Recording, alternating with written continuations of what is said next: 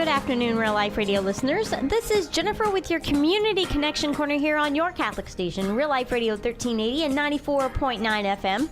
Joined today by Rebecca Sowell of Lamplighters of America. Welcome to the show, Becky. Thank you. So happy to be here. Now, tell us about Lamplighters. First of all, where did the name come from? Well, actually, Lamplighters of America was conceived by me last February 2013. And it really was developed, and I'll read the mission as I get ready to tell you about how we got to the name, is to empower communities with education to improve their mental and physical well-being, thereby placing its people in the best place for life to act upon them. Okay, and so some of you may already recognize that, as it was adapted from the theory of Florence Nightingale, who is also known in Scutari when she was actually taking her nurses to hospitals in the Crimean War. She was known as the Lady with the Lamp. Oh, okay. And hence Lamplighters of America. And so we are taking healthcare professionals, nurses, social workers. Any professional in the hospital can come into the street to teach an educational program that we research and write in our organization.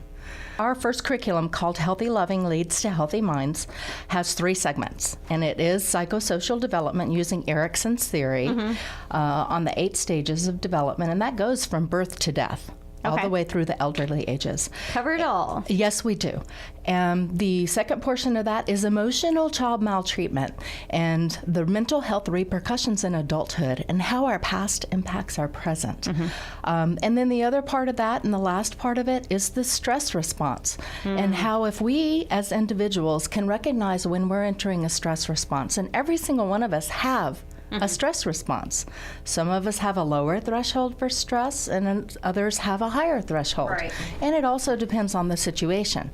But those are the 3 main categories of healthy loving leads to healthy minds. And we're not saying that if you are a good parent, you're going to avoid mental illness in your children. That's not what we're saying. We're saying if you can educate yourself as a parent, a coach, a teacher, a child advocate, a boss in corporate America, then we are placing individuals and communities in the best place for them to be able to handle things in their lives. And how do you go about doing this then? We educate. It's a 3-hour program.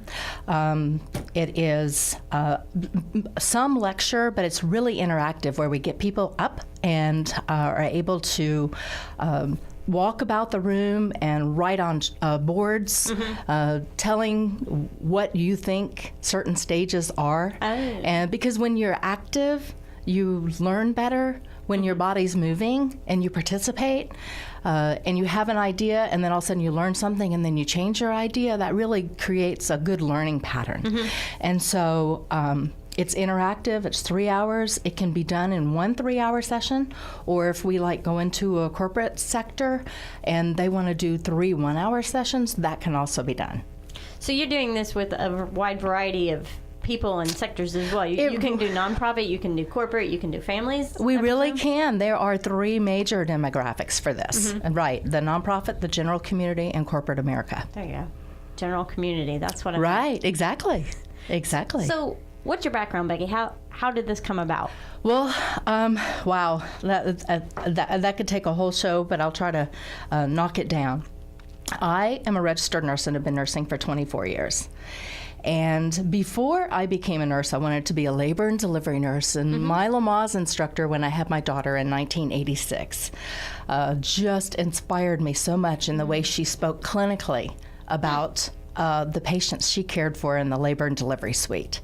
And the reading and the learning that I did when I carried my daughter, when I was pregnant with her, it just fed me. I could just tell that that was part of me. And so after I had my daughter, I went to nursing school in 1988 and graduated finally. When I first started nursing school, I wanted to do the labor and delivery.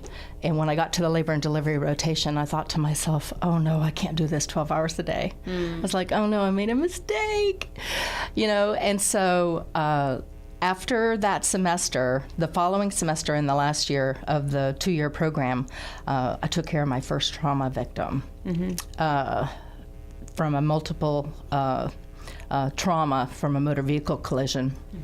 And just reading the notes from the pre-hospital setting, from the ambulance crew to the ER to the OR to the ICU, because I took care of him on the floor once he came out of the intensive care unit. Oh my gosh, just reading that, and I'm a very visual person, I was like, that's where I'm supposed to be. And for the next 16, 18 years, I spent ER ICU trauma. That was my stomping ground, and I loved it. And then things started getting really hard for me, and my bag got really heavy because I have a trauma background, childhood trauma. And I had a leader who actually started recognizing that there needed to be some type of intervention because of my need for control in my workplace. Oh, so someone in your workplace noticed? Yeah. Interesting. I had a leader who actually said, I really think you need to do this, and actually it's not optional. And it was an employee assistance program. And that was in 2005 on November 2nd. And on November 8th, 2005, I stepped into probably the hardest journey I've ever been on in my entire life. And that was to revisit, reprocess, understand how my past impacted my present and my thoughts and my interactions with my husband and my children. And it was a journey, but it was the best thing I ever did in my whole life because I finally was able to move forward and do things without being able to predict the outcome. Because everything had to be safe and it had to be predictable or I couldn't do it because the fear would keep me from doing anything. And that's what kept me from leadership in those first 15 years of my career. You just kind of felt held back by all the baggage. All of the fear, yeah, absolutely. Without even knowing it. No, absolutely. All I knew was that I would get extremely anxious whenever I would see a position that I really knew I could do, but I didn't know how to do this part or I didn't know how to do this part, and what would people think, and I just didn't want to let others down. I want to be a failure. And so I let my fear keep me back. But as I was able to put tools in my pocket through my own understanding of how stress works, and learning the developmental grid, which I'd already taken in nursing school in 1988, but I was able to actually read it with a different set of glasses and in my own childhood. And I just started developing so much more confidence, and I knew I wanted to go into leadership, and so I started school and finished started the master's program in September 2012, and in nursing administration. And I had written in my bachelor's program a paper called The Power of One Nurse, and it was very immature in terms of my growth. It was a very immature version of psychosocial development and how I felt, and the theory was, and the hypothesis was, I felt that if you got a HIPAA piece of paper, we all get that. Right. If you got another piece of paper on psychosocial development, in my Power of One Nurse, I believed that people would look at it, half of the people would look at it who got it. And of those, half of those maybe would change their behavior just a little, just tweak it a little, knowing the impact that they could make in their child's life, or a child they taught or coached or whatever. And that was the gist of that first paper. And in my master's program, I had a class that I was required to submit an article for publication. Nice. No and pressure. Oh my gosh, and I was like, oh my gosh, and when I saw that in the syllabus, I ran upstairs to my portfolio and I flipped real quick to The Power of One Nurse that I'd written in 2007, and this was 2012. I was 5 years older, more mature, more grounded and confident. Yeah, just all of it. Yeah, I was just the same person, but so improved, And so I became extremely anxious thinking about rewriting that paper, because then I thought to myself, if I write this paper and it gets published, then people will know. And I thought, am I okay with people knowing? And I had a real hard time with that. And I just prayed. I prayed to Jesus, and I said, I know that you're telling me to do this. Mm-hmm. Whatever this is, I know you're telling me to do this and that you prepared me for this. But you have to help me, because I don't know how to do this. I have no idea how to make this happen. Mm-hmm. I have lots of skills. Yeah. So anyway, one thing led to another, and I met my instructor that I wrote the original paper in. She met me over coffee at Joseph Beth, and she read the paper she graded, and she wrote on it in 2007, "You should pursue this passion." And I let her read the revised version. And so we were kind of taking it all in after she read it. And she said, "So what are you going to do with that?" And that was on February 12th, 2013. I said, "I don't know. Jesus hadn't showed me that yet." Mm-hmm. And she said, "Well, so what about this? Or what about that?" And nothing felt right. And then she said, "Well, what do you think about teaching some parenting classes?" And I'm like, oh my gosh, you're onto something. So over the next several days, I just prayed about it and thought about it and could visualize me writing this curriculum. This is what I knew I wanted to. I could visualize myself teaching it. Mm-hmm. I could visualize everything.